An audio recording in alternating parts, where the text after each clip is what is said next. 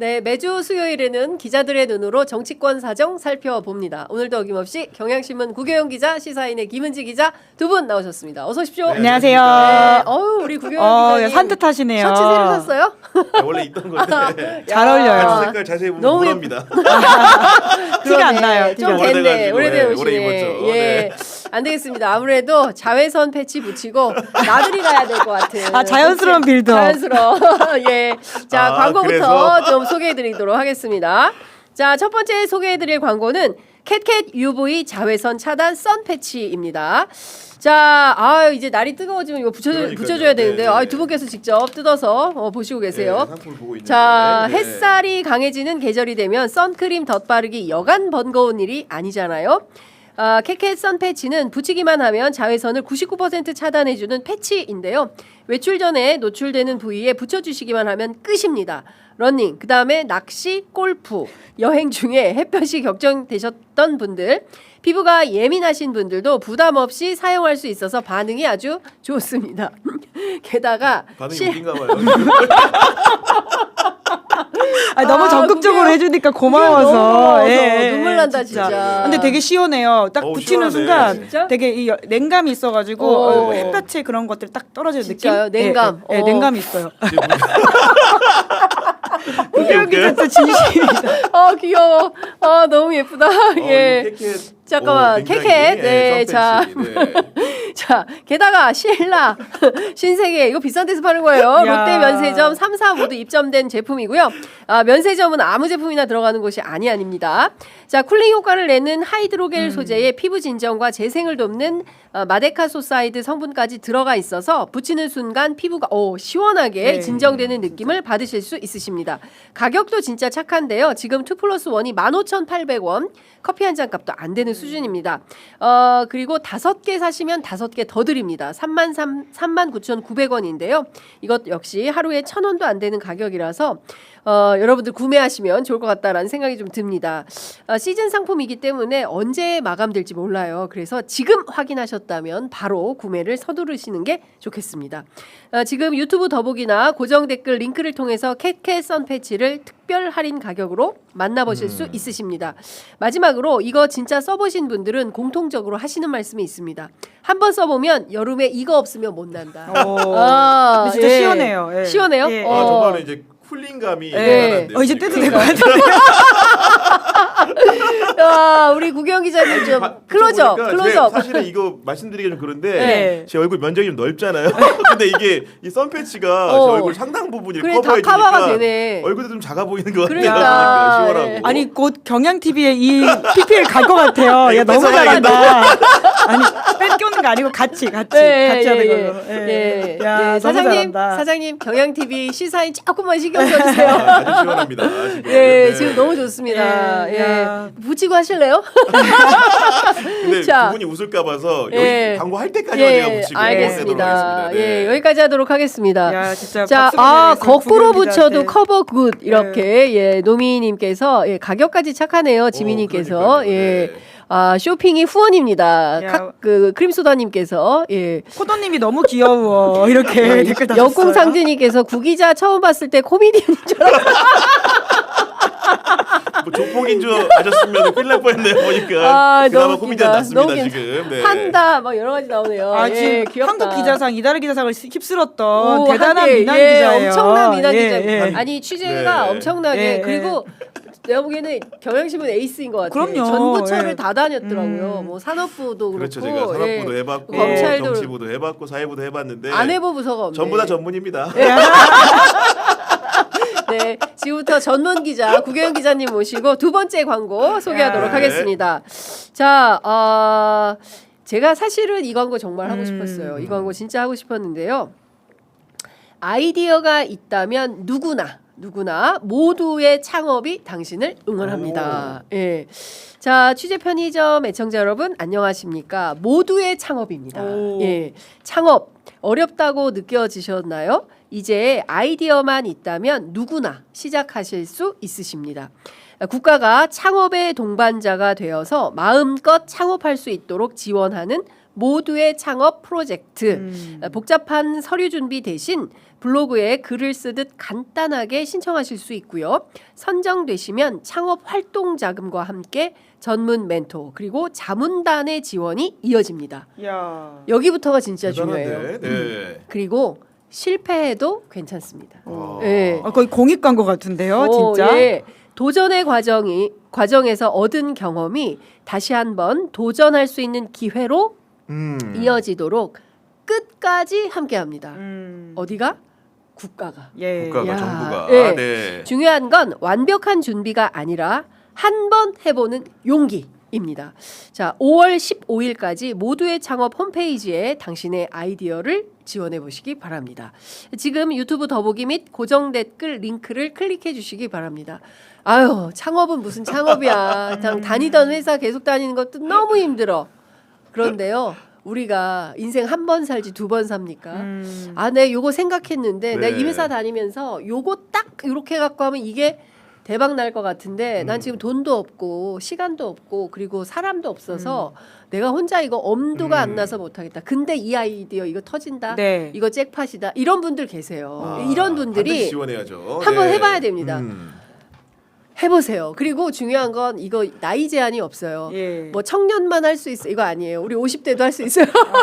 우리 50대 엄마들 집에서 살림하면서 아 요거 이렇게 하면 좋을 것 같은데 이거 왜 이렇게 안 되지? 그런 상품들 꽤 많습니다. 그러게요. 네, 네. 그 살다 보면 예. 이 삶의 지혜라는 게 그래서 저는 오히려 이 조금 연세가 있으신 50대 이상이 더 유리할 수도 있다. 그렇습니다. 그렇죠. 네, 그렇죠. 예, 아이디어만 경험이 있으면, 있으니까. 예. 예. 그리고 우리 젊은 막 파릇파릇한 팽팽 돌아가는 우리 젊은 청년들도 아 뭐 나 불러주는 회사가 없다. 좌절하지 마시고요. 이제 우리가 로봇하고 경쟁해야 되는 시대잖아요. 휴먼 로봇 어떡할 거야 아트라스 안 들어오게 할 수도 없잖아요. 달리기 너무 세계가 잘하더라고요. 야, 그 중국에서 중국에서. 마라톤 하는 거 보고 그러니까, 깜짝 세상에 놀랐어요. 마라톤. 뛰는 거 예. 보세요. 자세가 나보다 좋더라. 그러게요. 네. 안 뛰어봤으니까요. 아니, 가끔 뛰어요 늦었을 때 전철 탈 때 뛰어요 다 뛰잖아요 네네. 이러면서 뛰어요 자 여러분들 진짜 모두에게 창업의 기회가 열려 있습니다 그리고 국가가 함께 한다잖아요 실패해도 저는 이 말이 너무 마음에 드는 거예요 실패해도 괜찮아 도전의 과정에서 얻은 경험이 다시 한번 도전할 수 있는 기회로 이어질 수 있도록 끝까지 함께한다 끝까지 야. 예. 그리고 저기 광고에 나오는 저 사람 나 너무 마음에 들어. 아, 김선태. 아, 저분이 나올 정도의 김선태. 광고면은 예. 기본적으로 이제 여러 그러니까요. 가지 신뢰감을 야, 주는 건데 예. 이게 많은 분들 아시겠지만은 중소벤처기업부에서 맞습니다. 주관하는 그 사업인 거기 때문에 네. 정부가 정말로 보증하고 뭔가 예. 지원해주는 특별한 사업이기 때문에 여러분들 네. 관심을 많이 가지셔도 좋을 것 같습니다. 그렇군요. 고미고모야님께서 아이디어 낸 거 뺏기면 어떡하죠? 하댕TV님께서 대기업이 다 뺏어간다 이렇게 우려하시는데요. 그거 불가능합니다. 왜냐하면 도전해서 그때부터는 이제 국가가 시스템으로 딱 관리를 하기 때문에 아이디어 냈는데 예전에 우리 이게 너무 많아서 그래요. 뭐 기술 중소기업 탈취부터 해가지고 너무 많았어요. 많다 보니까 싹 그런 거 너무 많아가지고 우리가 그런 불신이 많은데요. 이번에 모두의 창업은 결코 그렇지가 않다. 그리고 조만간 저희가 이 정책 당국자들 취재 편의점에 모셔서 오. 인터뷰할 텐데 그때 이런 우려들 애청자분들의 우려들 싹 다 제가 대신 여쭤봐 드리도록 하겠습니다. 괜찮죠? 네, 그러게요. 그러니까 저희 취재 편의점 품격에 맞는 어. 그런 광고. 아이, 그러네요. 네, 너무 정말로, 좋습니다. 예. 게다가 예. 원조 창업자이시잖아요. 우리 또 편의점주 자영업자이시니까 나 저기 해봐서 아는데 나 숙이 써야 돼. 정말 눈물 없이 들을 예. 수 없는 이 취재 편의점 눈물의 창업기. 멘토리. 예. 예. 야. 아 진짜 지금 생각해도 눈물이 난다. 저야말로 진짜 여러모로 진짜 딱 맞는 광고네요, 진짜. 생각보다 편의점이 경기를 많이 타죠. 보니까 네. 무지하게 탑니다. 네. 그러니까, 네. 여러분 많이 도와주셔야 됩니다. 예, 요새 야. 편의점이 어려워요. 예. 많이 함께 해주시면 좋을 것 같습니다. 자, 본격적인 얘기를 해보겠습니다. 벌써 22분이어서 뒤로 한 10분만 조금 예. 예, 죄송합니다. 네. 네. 자, 지금 일파만파 커지고 있는 내용이 있어요. 바로 정동영 장관의 구성 핵시설 발언 파장인데요. 제가 오늘 아침에 이제 취재한 내용을 오. 뉴스 퀵배송을 통해서 네. 보도해드리기도 했고 일부는 또 어제 제가 경향 네, TV에서 맞습니다. 설명을 네. 또 드리기도 했었는데요. 지금까지 전개되는 상황을 종합해서 볼 때 뭐가 어떻게 흘러가고 있다. 어떻게 직감하십니까? 기자의 촉으로. 그 앞서 이제 장윤선 선배 설명을 들으셨기 때문에 그 전제를 하고 좀 말씀을 드리면은 결국은 이런 문제에 집중되는 것 같아요. 과연 이런 내용들을 언론에 누설한 자가 누구이고 어떤 목적을 가지고 했으며 왜 하필이면 지금 이 시점에 이런 문제를 제기했는가라는 의문을 가질 수밖에 없는데 왜냐하면 기본적으로 한미 간에 여러 가지 정보 교류를 한다라는 것들은 공지의 사실인 거고 다만 그게 굉장히 시크릿에 붙여지는 비밀적인 부분이 있기 때문에 이런 내용들을 일반인이나 언론이 알래야 알 수 없는 환경인데 지금 최근에 언론의 보도 양태들을 보면은 마치 그런 정보 공유 상황들을 실시간으로 누군가가 알려주는 듯한 그런 말 그대로 정보 제한 상황들을 공유한 듯한 느낌을 주기 때문에 이것은 다분히 의도적인 성격이 있다라고 볼 수밖에 없는 것이고 최근에 한미 간에 여러 가지 이제 그 잠복해 있던 갈등선 같은 것들을 보면은 우리는 이재명 정부 출범 후에 대북 관계라든가 여러 가지 전시작전권 전환 문제라든가 DMZ 안의 이용 문제 같은 것들에 대해서 자주적이고 주권적인 행태를 취하기 위해 노력을 많이 했던 것 같고 그런 부분들이 사실은 미국 당국이 보기에는 약간 불편한 부분도 있었던 것 같은데 그런 부분들을 켜켜이 쌓인 부분들을 터뜨리는 방식이라는 것이 마치 그런 자주적인 역할을 수장격으로 하고 있는 통일부 장관을 겨냥했다는 점에서 다분히 좀 의도적이라고 보는 것이고 그것이 결국은 미국의 의도와 맞물려서 우리 한국의 어떤 당국자들이 이런 그 롤플레이를 하고 있는지에 대해서도 네. 탐구가 필요하기 때문에 대통령이 심지어는 인도 순방 중에 굉장히 중요한 행사를 치르고 있는 와중에 X에 글을 올렸다는 것은 이런 부분에 대한 일대 점검이 필요하다라는 자기 확신에 찬 어떻게 보면 점검 지시였다고 저는 보기 때문에 이 문제는 어쨌든 한미 관계뿐만 아니고 내부의 교통 정리를 위해서라도 확실하게 진상은 우리 정부가 알고 가야 된다고 생각을 합니다. 네, 어떻게 보세요, 김은지 기자님? 그러니까 저는 이걸 논란이라고 보도하는 것도 좀 문제라는 생각이 드는데요. 그래서 정확하게는 그 정동영 이제 장관의 발언이 왜곡됐다라는 게 핵심이지 그렇죠. 않습니까? 예, 예. 그러니까 오히려 이러한 왜곡으로 누가 득을 보고 있고 누가 이 문제를 부풀리고 있는지를 짚어야 되는 것 같은데 마치 정동영 장관의 발언이 맞고 틀리고의 어떤 논쟁으로 몰고 가는 맞습니다. 것이 사안의 본질을 못 보게 만든다는 생각이 들고요. 그러니까 애초에 다 지금 팩트 체크가 된 것이잖아요. 작년 7월부터 그런 이야기를 네. 정동영 장관은 공개적으로 했었고, 근데 이 시기에 왜 갑자기 미국이 이걸 가지고 문제 삼느냐, 그리고 이 문제를 증폭시키는 여권 관계자는 누구냐라고 봐야 되는 그렇죠. 문제인 것 같은데 네. 이 마치 이거를 정쟁적인 요소로 해서 여야가 갈등하는 것처럼 보도하는 태도 혹은 본질을 흐리는 것에 대해서도 좀 정확하게 짚어야 되지 않을까 싶긴 합니다. 그러니까 다 떠나서 우리 언론이 계속 그런 혼란을 부추기는 역할을 한다면 이거는 올바른 언론의 기능이 아니지 않습니까? 그리고 실제로 이게 뭐 사실관계에 대해서 약간 비틀어서 얘기하는 부분들이 있는데 지금 기본적으로 이제 평안북도의 구성이라는데 예. 고농축 우라늄 핵시설이 있냐 없냐를 가지고 존부의 문제가 이게 비밀이었냐 아니냐를 따지는 건데 지금 일부 언론 같은 경우에는 그런 내용이 언급된 적은 있지만 구체적으로 어느 정도의 고농축 우라늄이 운용이 되고 있는 이런 부분들을 정동영 장관이 누설했다고 하는 식으로 몰아가면서 마치 국익 침해적인 발언을 장관이 한 것처럼 하는데 네. 그런 내용들이 사실관계가 저는 좀 약간 다르다고 생각을 하는 것이고 이미 2016년에 우리 한국의 KBS라는 언론을 통해 가지고 미국에 있는 그 연구소의 ISIS라는 곳에 보고서를 통해 가지고 이런 구성이라는 데에 그런 핵시설이 있다라는 취지의 보도가 공개되기도 했고 그 이후에도 여러 가지 보면은 CSIS 그 보고서를 가지고도 빅터차 교수가 반론을 제기하고 있지만 우리 국회 외통위의 여당 간사인 김영배 의원에 따르면은 그 보고서도 그런 내용을 다룬 보고서가 존재한다라는 겁니다. 그렇기 때문에 그렇죠. 예. 이런 이론이 가능한 상황에서 한쪽 편을 들어주는 듯한 언론의 태도라는 것이 우리 국민들의 오해를 증폭시키는 측면이 있는 것 같고 저는 사실관계를 말끔히 정리하면 이 문제는 미국이라든가 일부 한국에 있는 일부 동맹 세력들의 핑계인 것이지 네. 핑계고 건수를 잡았다는 것이 실제로 구성이라는 데가 그렇게 노출되지 않은 정보였다 이렇게 주장하는 것은 약간 박약한 근거에 의해서 움직이는 발화다 네. 이렇게 좀 생각을 합니다. 그러니까 다른 거 다 떠나서 장동혁 대표와 예. 그다음에 성일종 국방위원장 이 두 사람의 태도는 어떻게 봐야 됩니까? 일단 장동혁 대표는 느닷없이 트럼프의 저 욕설이라고 해야 됩니까? FAF 그렇죠. 그런 예, 거를 동원해가지고 무슨 말도 안 되는 친북 주장을 하고 있는 것이고 또 성일종 위원장은 그릇된 정보를 가지고 기자회견을 하면서 그만둬라 이런 취지의 주장을 하고 있어요. 어떻게 보세요? 그러니까 사실 각각의 정파적 이해가 저는 있다라고 네. 보는데요. 그러니까 장동혁 대표와 우리가 워낙 이야기를 많이 했고 그러니까. 지금 사실 이제 모두가 탈 장동혁 하고 있는 상황이다 예. 보니까 당 안에 자기 편이 거의 없거든요. 이제 그래서 각을 세울 수 있는 방식이라고 하는 게 정부 여당을 때리는 방법밖에 없을 것이고 방미 성과를 물어보는 사람들한테 지금 이재명 정부의 외교 정책이 잘못했다라는 이야기를 네. 하는 것 말고는 없기 때문에라는 생각이 듭니다. 사실 그것은 이재명 정부의 어떤 본인이 주장하는 외교 참사라고 하는 것이 방미 전에 일어난 일이 아니잖아요. 그러니까, 예. 근데 이제 급하게 이것저것 끌어쓰고 오다 보니까 각 세우기 좋은 거라고 보고요. 사실 성일종 이제 국방위원장도 본인이 가지고 있는 어떤 뭐 보수적인 신념이 분명히 있긴 합니다만은, 그러니까 지금 국민의힘이 6월 4일부터는 당권이 붕괴돼 가지고는 다른 체제로 간다라고 하는 전망이 많지 않습니까?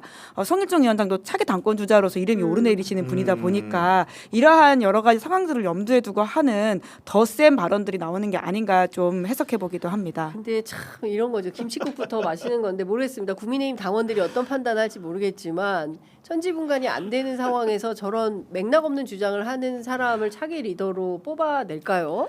오히려 제가 오히려? 보기에는 장동혁 대표는 네. 스스로 이제 그 수호지심을 가질 필요가 왜냐하면 어떤 거냐면은 그러니까. 자기가 미국까지 심지어 장기간 다녀왔잖아요. 네. 그런 내용들을 먼저 디득해서 국민들에 공개했다라면 뭐 어땠을까 모르겠지만은 그렇죠. 언론에 나온 보도를 보고서야 알게 되고 본인은 네. 국무부 차관보 만났다면서요. 네, 누군지 이런 한미 간의 공개도 냉랭한 관계가 만약에 감지가 됐다고 한다면은 네. 국민의힘이 선도적으로 정보를 지득해서 말했다면은 저런 얘기 할 수 있다고 봅니다. 그렇습니다. 언론에 의탁해서 주장하는 정도의 수준이기 때문에 그 정도로 국민의힘이란 정당 자체가 실력 측면에서도 여러모로 부족하다는 반증이라고 생각을 하는 것이고, 성일종이라는 사람은 그 국민의힘의 국회의원이기도 하지만은 국회 전체에서 국방을 총괄하는 국방위원장 중에 위원장인 사람입니다. 그러면 어떻게 되냐? 본인이 여러 가지 발언을 할 때는 그 사실관계 여부를 엄밀히 따져봐야 되고, 두 번째로는 국익지향적인 태도를 취하는 게 맞습니다. 한국의 국방을 책임지는 국회의 책임자라고 한다면 그런 부분에 있어서의 조심성이라는 게 있어야 되는데, 일단은 사실관계 따져보면은 주한미군 사령관이 안규백 장관한테 성토를 했다라는 건데 우리 국방부는 그런 성토를 직접 한 일이 없다라고 하고 있어요. 그러니까요. 예. 근데 그럼에도 불구하고 오늘자 언론들 보면 어떻습니까? 보수 언론 그러니까. 같은 경우에는 그런 마치. 성일종의 주장을 따옴표로 빌어가지고 그렇습니다. 사실인 양 보도하고 있거든요. 그거는 기본적으로 한미 관계에도 해가 되는 행태이기 때문에 예. 국방위원장으로서 본인의 그 존재 자체를 망각한 행위라고 생각을 하는 거고, 예. 그리고 더군다나 아까 거듭 강조드리지만은 국익 우선적으로 생각을 했을 때 본인의 처신이라는 것이 여기서 싸움을 붙이는 게 맞는 것인가, 네. 중재하고 화해를 하는 역할이 맞는 것인가, 예. 진지하게 성찰을 좀 해봤으면 좋겠습니다. 그러니까 저도 오늘 아침 중앙일보 그 사설 보다가 깜짝 놀랐는데요. 어느 나라 언론이냐 물어보지 않을 수가 없어요. 간혹 보면은 아니 그렇다고 해서 뭐 꼭 무슨 뭐 정부를 뭐 국가를 그런 건 아니죠. 뭐 그렇게 네. 하라는 얘기가 아니라 비판할 건 당연히 세게 비판을 해야죠. 그럼요. 예. 그런데 그게 아니라 엉뚱한 각을 세워서 이를테면은 국가의 혼란을 초래하거나 뭐 이렇게 그 흔들기 예. 이런 차원에서 보도를 하는 거가 보일 때 이 사람들은 맥락 없이 왜 이러나라는 생각을 하게 되는 겁니다. 언론이 저는 진짜 문제라고 봐요. 그러니까 적확한 이야기를 적확하게 비판할 때 사실은 당사자들도 굉장히 아파하고, 그리고는 그렇습니다. 그 문제를 바꾸거나 혹은 이제 예. 변화시킬 수 있는 것인데, 지금은 이제 쓸데없는, 제가 보기에는 굉장히 소모적인 논쟁을 하고 있는 것처럼 네. 보이거든요. 그래서 저희도 이제 이런 식의 방향으로 보도하거나 사안을 보면 안 된다라는 지적을 하고 있는 건데, 사실관계 자체가 지금 굉장히 곡해되어 있는 상황에서 논쟁을 한다는 게 사실 의미가 없잖아요. 네. 그러니까 왜 저러느냐에 있어서는 결과적으로는 저 사람의 개인적인 인센티브를 저희가 생각하게 될 수밖에 없고, 그럼 그 주장의 의미를 해석하기에는 사실 그 어떻게 보면 한미 관계의 동맹 강화라고 하는 중요한 아젠다가 분명히 있는데, 그리고 사실 지금이 굉장히 미국의 행태가 아주 이례적이기 때문에 한미 동맹과 관련되는 여러 가지 고민할 아젠다가 전 분명히 있다고 보거든요. 그런데 그런 이야기를 전혀 하지도 못하고 다른 이야기를 아예 해버려야 되는 상황이라고 하는 게 정말 부적절한 거죠. 그러니까요. 네. 그러니까 사실은 굉장히 이제 사소한 팩트고 굉장히 오래전에 이미 10년 전부터 다 알고 있었던 이야기를 마치 지금 나온 굉장히 민감한 대북 정보인 네. 것처럼 둔갑시켜가지고 이런 것을 폭로한 기밀을 유출한 정동영 너는 그만둬 이 프레임을 네. 작동시키려고 그러니까 하고 있다. 오히려 지금 이런 상황이 되어서 네. 사실 이제 1차 개각이 있을 수도 있다라고 네. 하는 예상이 꽤 있잖아요. 네. 왜냐하면 이제 지방선거가 끝나고 여러 가지 이제 정계 개편이 있을 수도 있다라는 전망 때문에 그런 건데, 오히려 정동영 장관은 더 장관직을 수행하게 된 겁니다. 그렇습니다. 그러니까 만약에 네. 정말 정동영 장관이 자리에서 내려오고 직을 예. 잘 못한다고 생각하는 사람 입장에서는 예. 자기가 원하는 바를 이루지 못하게 되는 하는 방식으로 상황이 전개되고 있다는 걸 좀 깨달을 필요가 있는 것 같고요. 예. 무엇보다도 미국이 지금 사실은 과거에 있었던 일을 가지고 와가지고는 제가 보기에는 심지어는 외교안보 전문가 어제도 저도 좀 통화했었는데 갑자기 그 이란 전쟁과 관련돼 있는 본인들의 어떤 억울한 심정 때문에 우리한테 일정 부분 화풀이한다는 해석을 하더라고요. 그렇게 따진다면 오히려 미국한테 갑자기 우리가 왜 활용 안 이러냐고. 하고 뭐 호르무즈도 같이 안 가고 예. 그래서 빡쳐가지고 그런 거예요? 그러니까 뭐 미국의 디테일한 취재를 하지 못했지만 네. 그러니까 지금 외교안보 전문가들의 해석은 미국의 저런 행태라고 하는 것이 우리한테 일정 부분 항의일 수는 있을 텐데 그럼 미국에 관련된 이야기를 해야지 왜 갑자기 그 한국의 과거에 했던 발언을 시비 건 사람한테 네. 뭐라고 하느냐 이게 예. 방향이 맞지 않다라는 이야기를 하던데 예. 그러니까 짚어볼 게 너무 많은데 이렇게 소모적 논쟁으로 자꾸 가게 만드는 아니 제가 거죠. 하나하나 좀 약간 몇 가지 네. 설명을 좀 드려야 될 것 같은데 첫 번째로 지금 우리가 불협화음 사례라고 주장하는 것이 우리의 주장이 맞는지 미국의 생각이 맞는지 우리 시청자들 판단해 네, 보시기 네. 바랍니다. 일단은 비무장지대법이라는 거 있죠. DMZ 법 네네네. 같은 경우에는 이런 겁니다. 우리가 주장하는 바는 비군사적 목적의 DMZ 출입 승인 권한을 한국 정부가 소유해야 된다. 그 정도영 장관 얘기는 뭐냐면은 이 부분에 대해서는 우리가 영토 주권을 행사해야 된다는 거예요. 네. 반대로 이제 유엔군 사령부 같은 경우에는 정전협정에 위배된다는 얘기인데 상식적으로 우리 영토에 관련된 출입의 문제를 누가 우리가 그- 못 정하는 게 말이 상식적인 됩니까? 겁니까? 말이 됩니까? 주권의 문제로 접근하면 네. 이 문제는 당연히 정동영 장관 편을 들을 그렇습니다. 수밖에 없는 거예요. 네. 두 번째로 주한미군이 서해에서 공중훈련한 부분을 문제 삼고 있는 건데 네. 2월에 미군이 서해 훈련을 하면서 우리 군의 우리나라 당국에 통보를 하지 않았다는 부분인 건데 네. 우리 군에서는 나중에 사후적으로 주한미군 사령관이 사과했다라고 말은 하고 있는데 그런 사령관 같은 경우에는 미군은 대부태세를 유지를 두고는 사과하지 않아 이런 얘기를 하는데 기본적으로 우리 영해에서 일어난 여러 가지 훈련 사항들을 네. 동맹국인 미국이 했다고 해서 한국에 통보하지 않는 것이 말이 돼요? 정상적인 절차입니까? 아니죠. 우리 영토와 영해 주권 관련된 네. 부분입니다. 이런 부분들을 만약에 미국이 우리에게 문제 삼는다고 한다면은 네. 교정해야 될 일인 것이지 우리가 소극적인 행태로 미국의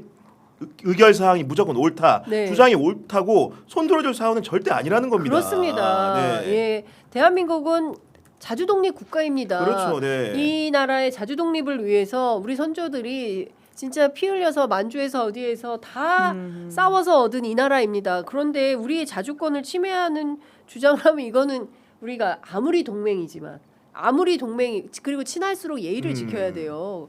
존중해야죠. 아니 그리고 사실 지금 동맹의 개념을 먼저 깨는 게 미국의 행태이잖아요. 네. 그리고 이번 이란 전쟁을 통해 가지고는 그 어떤 동맹 사실은 뭐 본인들 입장에서는 앵글로색슨이라고 해서 가깝다고 생각했던 그 동맹들조차 도와주지 않는 상황에서 영국도 지금 안 가잖아요. 네. 그런 상황에서 지금 괜히 화풀이하는 그 행태라고 하는 것에 대해서 우리가 좀 더 고심하고 이야기하고 예. 미국이 왜 저러냐라는 걸 해야 되는데 그렇죠. 오히려 국내적으로 방향을 돌려가지고 네.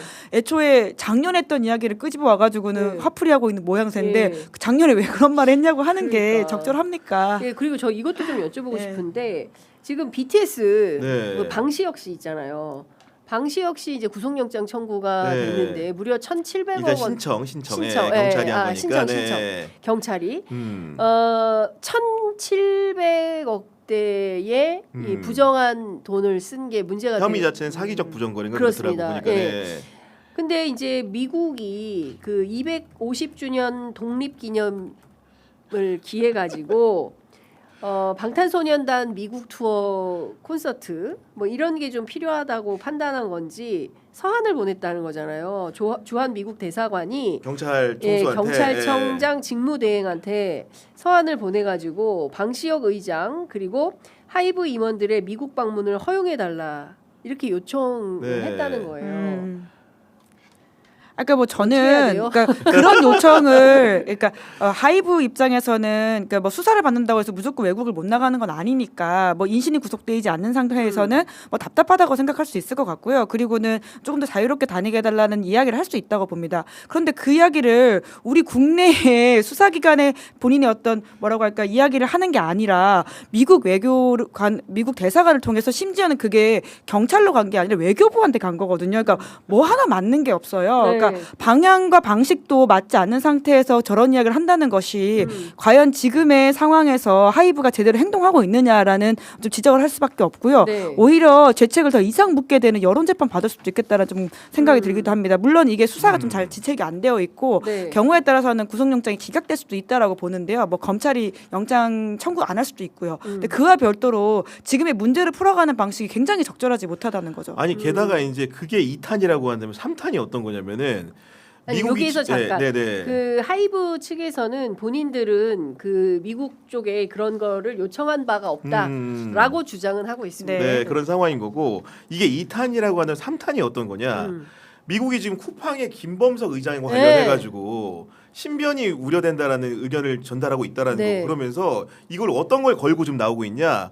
한미 간의 고위급 안보 협의를 지금 걸고 있다는 거예요. 네. 고위급 안보 협의가 기본적으로 원래 진행이 돼야 되는데 마치 전제 사안인 양 이 부분이 예. 김범석의 신병 문제를 해결해 주는 것이 전제 사안이야 얘기하고 있다는 건데 이건 정말로 동맹국으로서 납득할 수 없는 치욕스러운 주장이라고 생각을 합니다. 그렇습니다. 동맹국의 내정에 간섭하는 겁니까? 예. 김범석 쿠팡 의장이 지금 받고 있는 혐의 같은 경우에는 우리 국민들의 개인 정보가 유출됐기 때문에 거기에 대한 응당 사법적인 책임을 물어보고 죄가 있으면 처벌해서 기소하는 것이고 죄가 없으면 그냥 무혐의로 풀려나는 거예요. 그런 정상적인 사법 절차를 가로막는 형식으로 그 기업이 마치 이제 미국 기업의 범주 안에 있기 때문에 네. 그 안전을 보장해야 된다는 식으로 말을 한다라는 것 자체가 굉장히 그런 주권 침해적인 요인이 있기 때문에 쿠팡 문제든 하이브 문제든 개별 기업의 문제를 떠나가지고 우리 국내 주권의 문제로 접근을 해야 되는 것이고 네. 이런 부분들에 대해서는 당당하게 노라고 말할 수 있어야 된다고 봅니다. 그렇습니다. 이제 잘 아시는 것처럼 우리는 이제 더 이상 개발도상국이 아니에요. 그리고 특정 국가의 눈치 보면서 할 말도 못하고 예? 보편적 인권에 대해서 얘기했다고 그냥 막 난리를 치고 이거는 아니다라는 겁니다. 우리는 경제 규모도 세계 10위권 그리고 군사력도 세계 5위권 엄청나게 눈부신 발전을 한 선진국 대열에 있어요. 그렇기 때문에 글로벌 책임 강국으로서 우리가 국제사회에서 할 수 있는 일들은 책임 있게 하는 게 우리가 도리에 맞는 거예요. 그리고 우리나라의 국익의 관점에서 그리고 주권 침해 요소가 있는 것을 아예 동맹국이니까 미국한테 눈치 넘어가자 보이면 슬쩍 넘어가자 그냥 됩니까, 넘어가. 그게? 네. 그렇게 넘어온 게 벌써 몇 년입니까? 네. 그러니까요. 네. 그리고 사실 비판의 잣대가 일관돼야 되는 게 러시아 우크라이나 전쟁을 하던 때 우크라이나 관련해서 행보를 했던 그 윤석열 그렇죠. 당시의 대통령 있지 않습니까? 그때 이제 국민의힘 계열에 있는 분들이 했던 이야기가 그러니까 특히나 이제 러시아와 우리 관계가 있다 보니까 좀 조심해야 된다라고 하는 일부 조야의 이야기에 대해서 아니 보편적 인권의 이야기에 대해서 왜 목소리 안 내느냐라는 식의 지적을 한 바가 있거든요. 그렇습니다. 그러니까 뭐 그 어떤 그 당시 고민도 모르는 바는 아닙니다만은 사실 이제 그때 편을 바꿔가면서 일관되지 않은 이야기를 하는 게 예. 인권을 갖다 붙이면 사실 좀 설득력이 떨어지는 거는 스스로도 잘 알고 있을 거라고 그렇습니다. 생각합니다. 자, 답답해서 저희가 얘기를 좀 해봤고요.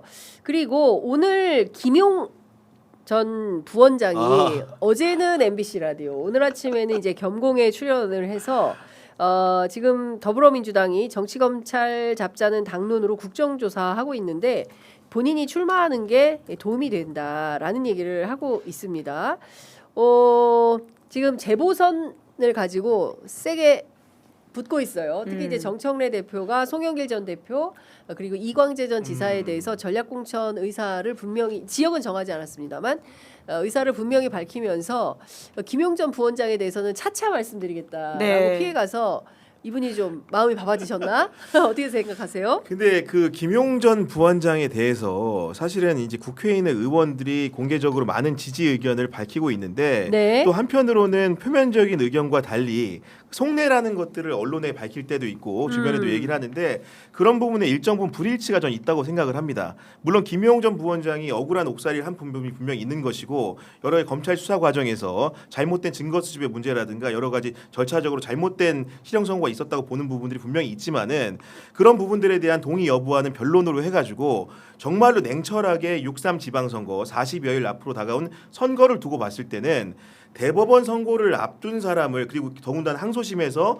유죄가 선고된 사람을 후보로 내기에는 사실은 이미 재보궐선거라는 것 자체가 특정 후보의 하자를 통해서 치러지거나 혹은 다른 데 출마하면서 치러지기 때문에 그런 것들이 원인 제공자가 민주당인 경우가 많기 때문에 그런 선거구에 혹시나 또 모를 재선거를 치를 수 있는 요인이 되는 후보를 낼 수 있을 것인가. 그거는 기본적으로 여러 가지 김용 그 부원장의 여러 어려움의 부분은 변론으로 원리 원칙적인 측면이 좀 있는 거거든요. 그렇기 때문에 사실은 당 지도부 안에서도 그런 부분에 비춰볼 땐 이번에는 공천을 하기가 어려울 것 같은 얘기가 많이 나오고 있는 네. 거고 실제로 상당수의 김용을 지지하는 의원들도 속내는 복잡할 거라고 봅니다. 그렇기 때문에 이런 부분일수록 김용 부원장이 좀 대의적으로 복무하는 방식으로 문제 해결을 좀 해보시면 어떨까 하는 생각을 네. 감히 좀 제가 좀 드립니다. 네. 네. 어떻게 생각하세요, 김은지 기자님? 그러니까 저는 작년 이맘때 그러니까 5월 1일이었나요? 그 이재명 대통령 후보에 관련해서 대법원이 파기환송심을 했던 맞아요. 기억이 떠오르는데, 네.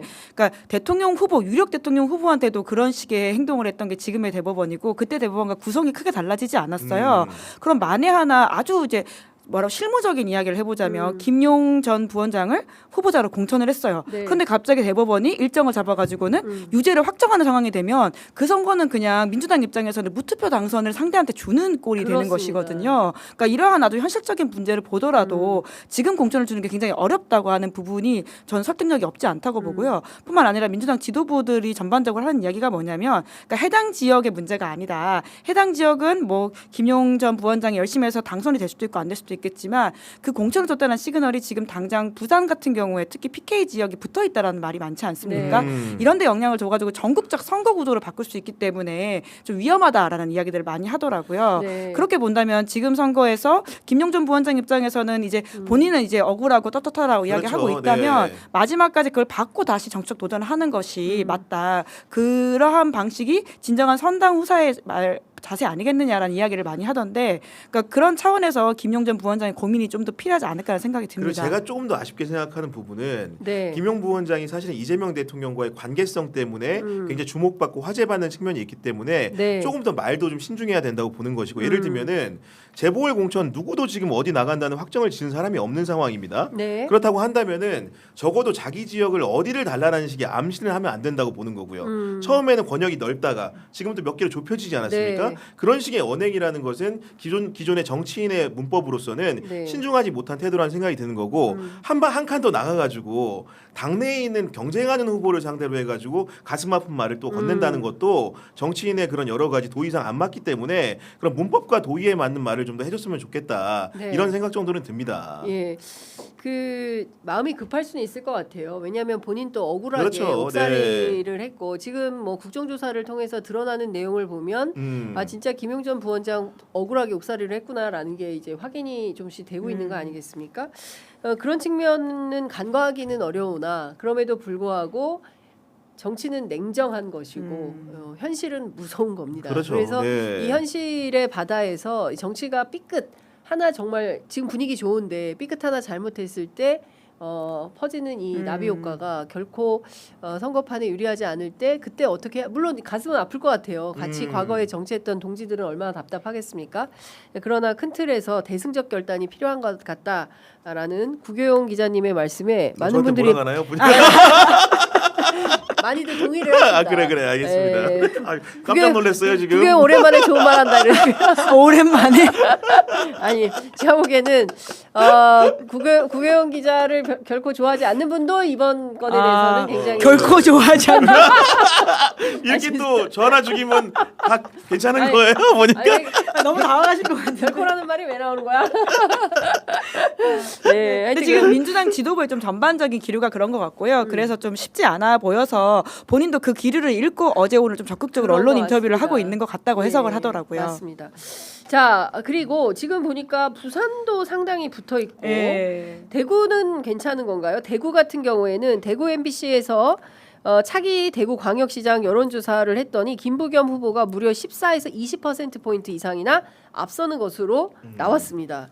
대구. 예. 야, 대구가? 그러니까 그게 월요일에 나온 결과이거든요. 그러니까 그날 제가 윤희용 이제 오피니언스 대표랑 같이 방송을 했었는데 그 윤희용 대표님 말이 이 50이 넘었다는 게 굉장히 좀 상징적이라는 식으로 이야기하시더라고요. 그러니까 굉장히 많은 사람들이 이게 ARS 조사임에도 불구하고 벌써 이 정도 대답을 했다는 게, 그러니까 보통은 선거 막판에 마음을 바꾸기도 하고 모르겠음이 경우에 따라서는 이제 야당 후보를 지지할 수도 있는데 이 정도 상황이면 사람들이 마음을 잘 안 바꾸는 상황인 것 같다. 그래서 꽤 견고해 보이고, 그래서 이번 선거는 물론 마지막까지 뭐 어떻게 될지 모른다라고는 하지만 김부겸 후보한테 굉장히 유리한 상황으로 보이는 건 맞는 것 같다라고 해석을 하십니다. 네네. 네. 그러니까 어제 저도 이제 대구에 조정훈 네. 기자하고 다시 또 통화할 일이 있어서 확인을 해봤더니 일단 이제 그 이진숙 후보는 어제 제가 말씀드린 대로 이제 두 판 보고 있는 것 같아요. 두 판 보고 있는데 사실상 대구시장은 어려운 것 같다. 왜 그러냐라고 네. 하니까 공약 발표를 이제 안 하고 있대요. 이진숙 후보가 이진숙 후보가 대구시장 출마하면 하루에 하나씩이라도 뭐 일주일에 하나라도 이제 공약을 쭉 릴레이로 발표를 하잖아요. 후보는. 근데 공약 발표가 멈췄다. 그렇기 때문에 시그널이네요. 네, 예. 그렇기 때문에 이진숙 후보는 대구시장은 이제 아닌 것 예. 같은데 단 하나 장도혁 대표가 미국 가기 전에 이진숙 후보를 만나서 재보선 출마를 이제 얘기를 했는데 예. 중요한 거는 한번 뒤통수를 맞았기 때문에 이제 신뢰가 없다라는 거. 그렇겠죠. 이러다가 또 네. 어떻게 되는 것은 예, 아닌가라는 게 있고 이제 또 하나 중요한 대목은 이제 지역사회 안에서 지금 그 김민수 최고위원, 네, 김민수 최고위원 출마 여부가 막 나올 때 추경호 의원이 어제 딱 입장을 발표해서 비판을 했잖아요. 낙하산 안 된다. 그렇습니다. 네. 네, 그래서 아마 김민수 최고위원은 X. 그런데 이진숙 후보에 대해서는 뭐 지역에서 여론조사도 많이 나오고 등등등등 해서 아마도 추경호 의원 지역구에서 재보선 출마 가능성이 점점 높아지는 것 같다. 여기까지 취재가 됐습니다. 근데 그럼에도 불구하고 영남이라는 지역은 네. 기본적으로 보수 우위 구도가 서인되기 때문에 네. 사실 대구도 안심할 수가 없는 것이 그 대구와 지금 부울경의 차이는 딱 하나입니다. 네. 부울경은 지금 후보가 국민의힘 정리가 됐어요. 그렇지 않습니까? 부산시장에 네. 박형준 후보 정리가 맞아요, 돼 있고 맞아요. 예. 울산도 이제 뭐 김두겸 시장이 돼 있고 네. 그다음에 경남지사도 마찬가지지 않습니까? 그렇기 때문에 구도가 섰기 때문에 결집이 이루어지고 있기 때문에 다시 추격세가 되는 거고 맞아요. 네. 지금 국민의힘 같은 경우에는 대구시장 경우에는 아직 경선도 안 끝난 상황이고 이진숙이라는 혼재된 변수가 남아 있는 상황이지 않습니까? 그렇기 때문에 후보가 하나로 모이게 되면은 대구 역시도 추격세는 분명히 존재한다 이렇게 봐야 되기 때문에 안심해서 안 된다는 말씀을 드리는 거고 다만 이거는 굉장히 과학적인 진단은 아니지만은 아무래도 대통령의 고향이 귀속적으로 영향을 주는 측면이 있는 것. 예를 들면은 2018년 지방선거에서 민주당이 부울경에서 이제 이길 수 있었던 것은 그때 당시 문재인 대통령 인기가 있었고 네. 실제로 이제 기본적으로 PK 베이스였기 때문에 그런 부분들이 선거에도 상당 부분 영향을 준 것 같고 우리가 지금 굉장히 가시적인 효과로서 이재명 대통령의 국정 지지율을 말하고 있는데 대구 경북에서도 그나마 인기가 있는 것은 어떤 거냐면 이재명이라는 사람이 경북 안동 출생이기 때문에 그렇습니다. 그렇기 때문에 예. 대구 선거에 영향을 주는 것도 TK 사람이 대통령이라는 그런 효과나 후광 같은 것도 분명히 존재해 보인다. 그렇기 때문에 TK 선거의 요인이라는 것이 좋은 변수 중에 하나로 간다. 이런 식의 해설은 가능할 것 같습니다. 뭐 야스쿠니 신사의 복납한 예, 지금 다카이치 공물을 네. 복납해서 논란이 되고 있긴 합니다만 이제 다카이치 그 고향에서 그 연초에 나라 나라연에서 정상회담 하지 않았습니까? 예. 이제 다음 장소가 안동이에요. 그러니까, 원래 네. 이게 셔틀로 하는 셔틀로 거니까. 하는 거죠. 네. 그래서 언제가 될지는 모르겠지만 안동에서 또 하면 또 그 지역 경기도 그렇죠. 또 활성화되지 네. 않겠습니까? 그렇죠. 그래서 제가 보기에 대구 경북 지역이 많이 흔들릴 것 같다. 근데 그래도 대구는 많이 흔들리는데 경북은 좀 어려운 것 같고 그리고 또 하나는 이제 그렇게 해서 막 예를 들어서 이진숙 후보가 그 대구 그 달성에 나올 때 민주당은 그러면은 누굴 낼까? 그러게요. 그래서 홍일학 전 예. 의원 얘기가 많이 나오는 것 그렇죠. 같아요. 이게 원래 대구에서 경제부 시장을 하기도 네. 했었고 비례로 이제 배지를 단바가 네. 있기 때문에 그 지역에 헌신해서 계속 노력해야 된다라고 홍일학 전 의원도 생각을 하고 있는 것 같더라고요. 네. 그래서 이번에 사실 쉬운 선거는 아니지만 그래도 해가지고는 네. 본인이 뛰어서 출마 의지가 있던가요? 그렇게 제가 전해 들었습니다. 오, 이게 생각이 있으신 것 예, 같고요. 물론 직접 여쭤본 건 아니어서 좀 더 확인을 해야 되겠는데. 이진숙이 결정되면 나는 출격한다. 뭐 아무래도 이제 사실 정치인 입장에서는 그리고는 그 예. 지역에서 열심히 뛰었던 정치인이라면 이렇게 기회가 왔을 때 뛰는 게 네. 맞다고 생각하지 않을까 싶긴 한데 제가 좀 더 확인하고 제가 전화 드린 거여가지고 약간 자신이 없네요. 네, 현장 취재해서 예, 예, 예. 말씀해 주시기 예. 바랍니다. 자, 그리고 저 부산이 되게 특이해요. 네네. 역시 부산은 알 수가 없다. 상당히 격차가 벌어지는 것 같더니 다시 또 보수 결집이 일어난다고 예. 봐야 될까요?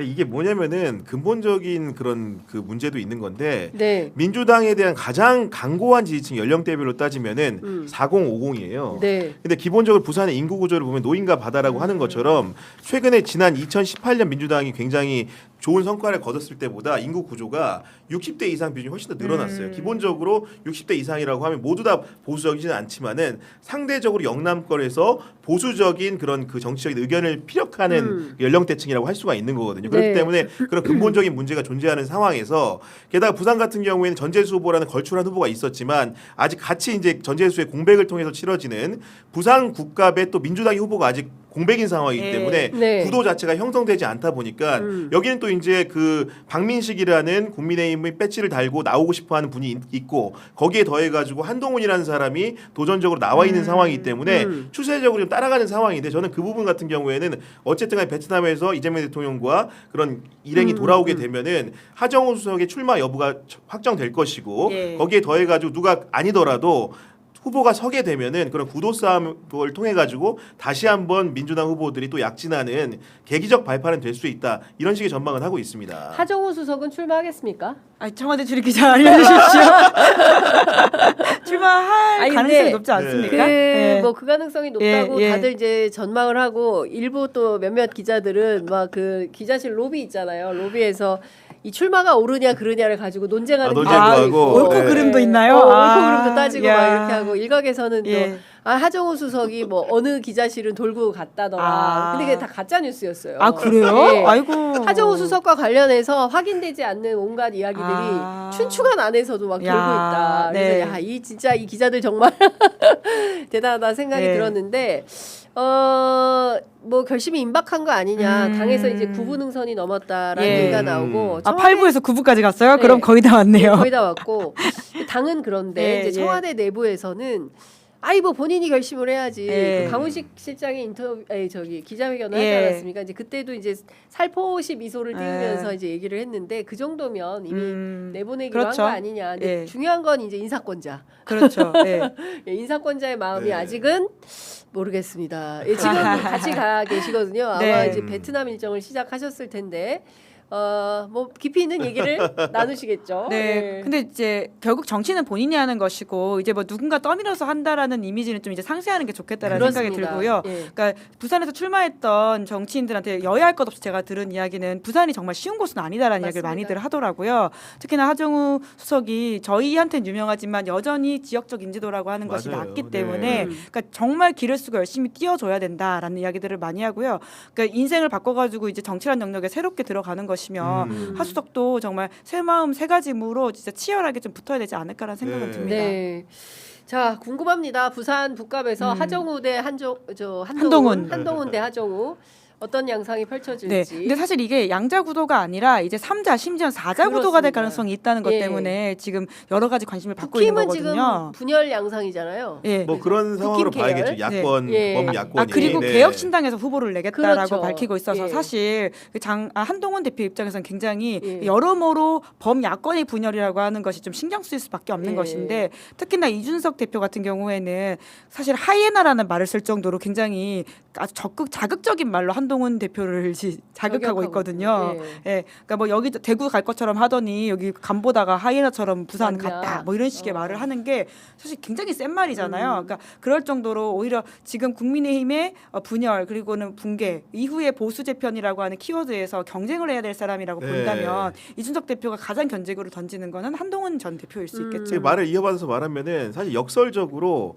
한동훈이라는 사람이 지금 부산 북구갑에 선거를 치르는데 가장 큰 장애 요인은 내부에서 하정우 후보도 아니고 예를 들어 박민식 후보도 아니고 실제로는 그 이준석 대표라든가 네. 아니면 본인을 쫓아낸 장동혁 대표가 될 것이고 아마도 그 선거의 변수라는 것이 장동혁과 이준석을 중심으로 한동훈을 어떻게 매니징하느냐에 따라서 선거 판도나 결과가 또 많이 달라질 수 있다 이런 관측도 가능할 것 같습니다. 그러니까 보수가 지금 이 표대도 없고 깃발도 없이 자기들끼리 막 자중질환을 하고 이제 권력을 서로 선점하기 위한 쟁투밖에 없다. 그러니까 얼마나 난삽한 투쟁이 이어지겠어요. 그러니까 권력 앞에 전쟁이거든요. 그렇죠. 예, 지금 그러고 있는 예전에는 이게 거죠. 뭐 총칼 들고 하던 걸 이제 점잖게 선거로 하는 거라서 누가 이 권력을 네. 선점하느냐를 놓고 치열한 그건 아마 이제 민주당도 8월 전당대회 앞두고 뭐 그렇겠죠. 정치인은 그러잖아요.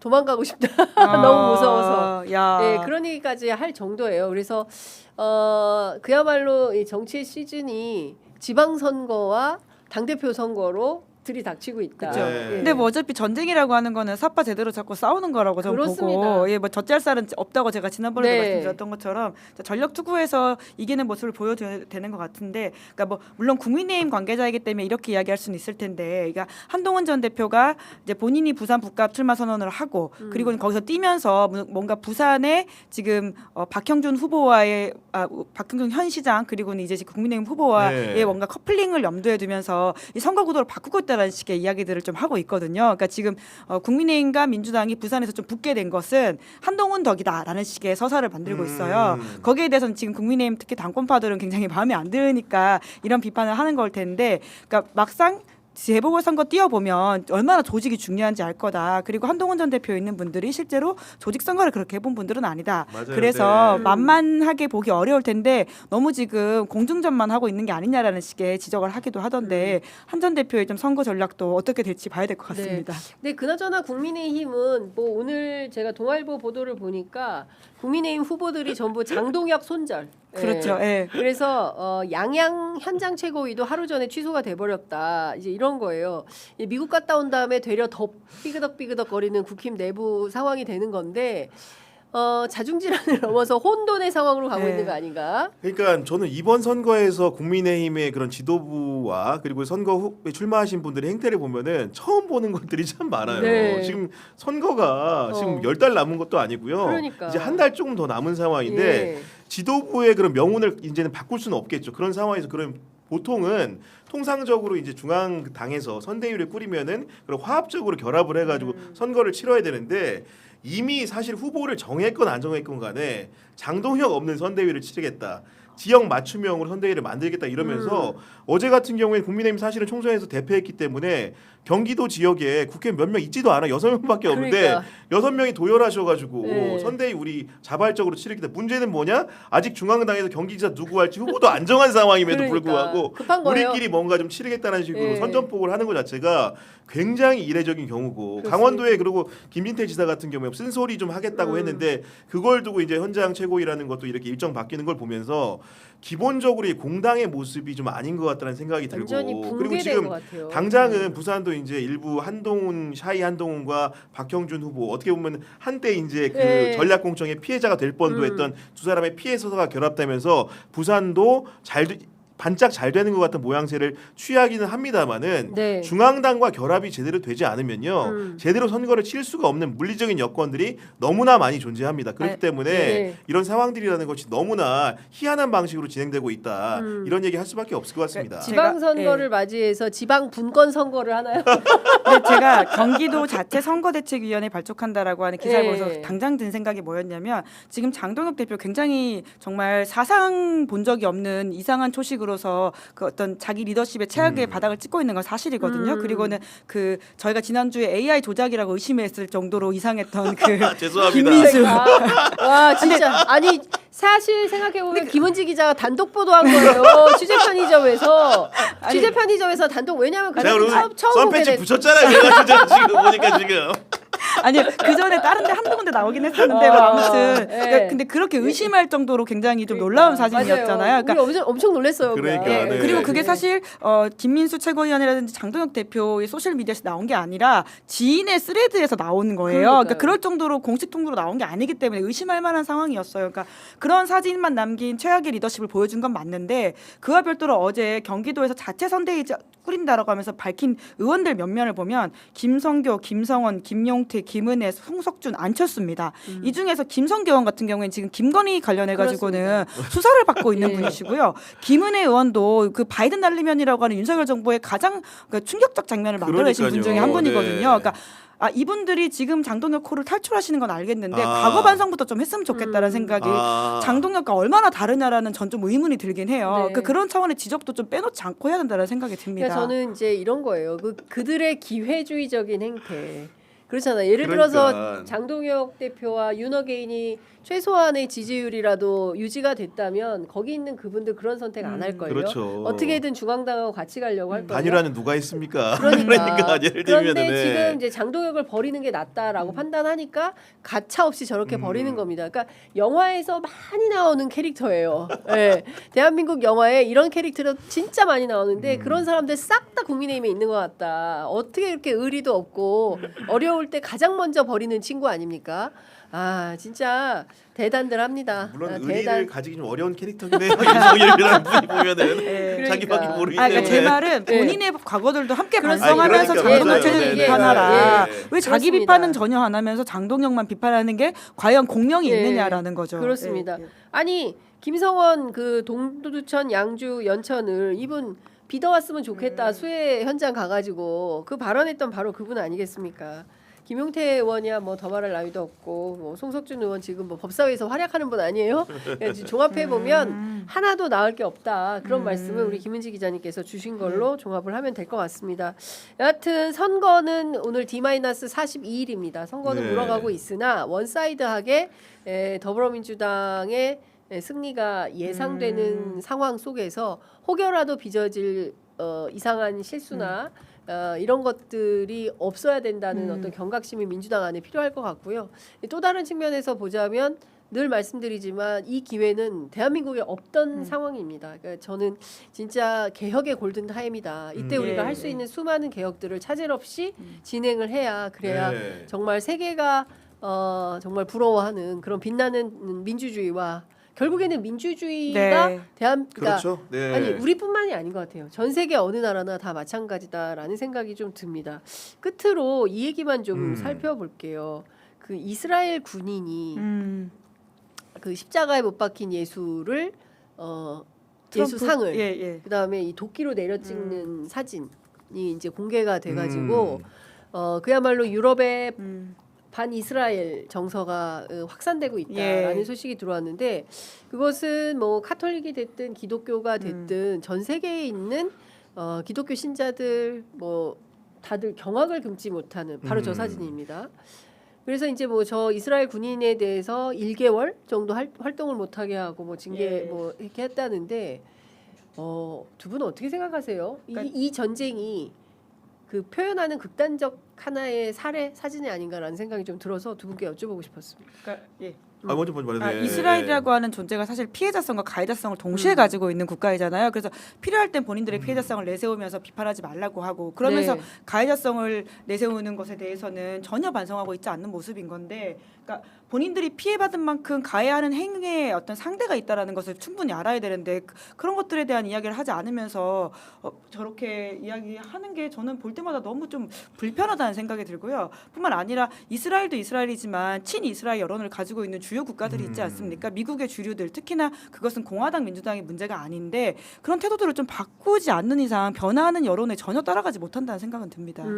그리고 사실은 이제 지금 이란과 이스라엘 사이 전쟁이라는 것이 연원을 따져가면은 종교적인 맥락이라는 게 사실 존재하는 거고 네. 그런 상황에서 이제 어떻게 보면은 물론 예수상에 관련된 부분이긴 합니다만은 이스라엘 병사의 행태가 저렇게 기이한 형태로 이제 발전 진화한 부분에 있어가지고는 이 전쟁의 바탕이나 배경이라는 것이 무엇인지 근본적으로 성찰하지 않을 수 없다는 생각이 드는 것이고 우리가 간혹 이게 사실은 그 이란이라든가 중동을 다룰 때 편견 같은 게 존재하기 때문에 선과 악의 기준점을 가지고 구분을 하는 경향이 있거든요. 예를 들면 우리가 아무래도 이렇게 미국 동맹 중심으로 사고하다 보니까 예를 들면 2001년에 9.11 테러 같은 것들 연상을 하면서 악의 축과의 싸움을 하고 있다. 그런 전쟁으로 뭔가 20년 후에 있었던 지금의 전쟁이라는 것도 그런 식으로 정당화하고 미화하기가 쉬운데 저런 모습을 보게 되면 이 전쟁의 목적이라는 것이 무엇인가? 과연 이스라엘이라는 그 나라의 국익을 위해서 우리가 전체 여러 세계 서방 국가든 동방에 있는 국가들 간에 복무하는 것이 아닌가라는 근본적인 의문을 좀 갖게 되는 것이고 이 전쟁을 멈추기 위해서는 우리가 어떤 수단과 방법을 동원해야 되는 것인가? 저렇게 예수상을 저렇게 부실 정도라고 한다면은 네. 민간인의 외국인에 대해서는 어떻게 할지는 정말 불을 보듯 뻔하지 않습니까? 그렇습니다. 그리고 정말로 나날이 죽어가는 그런 자국민들 사이에서 엉엉 우는 사진들이 예. 정말로 많지만 우리가 외면하는 경우들이 많거든요. 네. 저 사진을 통해서 다시 한번 이 전쟁의 그런 원인과 목적을 성찰하고 전 세계적으로 사실 이런 부분들을 네. 멈출 수 있는 방법을 그 강구해야 된다고 봅니다. 그러니까요.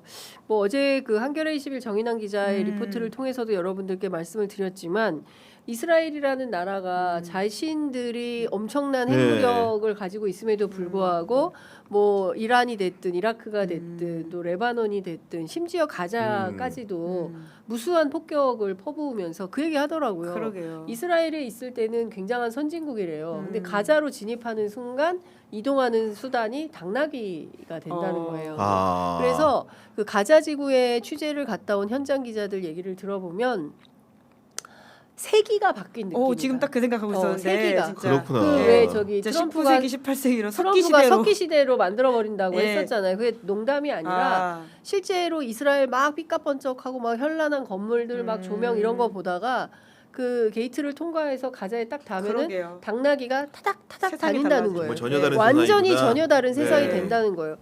남의 나라를 그렇게까지 해도 되는 거냐? 레바논의 아이들 엄청나게 또 맞아요. 오늘 신문지상에도 그러니까요. 일면의 사진 보고 너무나 슬프더라고 보니까. 그러니까요. 네. 그거 어떻게 할 거예요? 어제 MBC 보다 저도 진짜 막 충격받았는데 네. 2살도 안 된 아기가 또 그렇게. 근데 그거를 사실 우리는 그동안 그냥 외면했잖아요. 그쵸. 우리 네. 국제 뉴스 맞아요. 잘 안 네. 봤잖아요. 그냥 국내 뉴스 하느라 국내 정치 다루느라고 네. 국제 뉴스에 대해서 아무도 관심이 없다가 이번 전쟁을 계기로 이렇게 개안을 하는 것 같다라는 생각이 좀 들어서 아까도 말씀드렸지만 글로벌 책임 강국으로서 우리가 할 말은 하고 네. 책임질 것은 책임지고 과거에 우리도 원조를 받았지만 이제는 원조하면서 국제사회와 더불어 함께 좀 살아가는 그런 국민이 되어야 되지 않을까. 어깨가 갑자기 펴지지 않습니까? 실제로 이제 중경국 중경국. 연대라고 하는 것이 맞습니다. 되게 주요 키워드이긴 아, 하거든요. 네. 카니의 캐나다 총리도 그런 얘기를 하면서 맞습니다. 중경국들이 모여가지고 리더십을 발휘하자라고 하는 건데 우리는 충분히 그럴 자격도 있고 역할도 할 수 있는 위치이기 그렇습니다. 때문에 말씀하신 대로 좀 될 수 있을 것 같습니다. 예.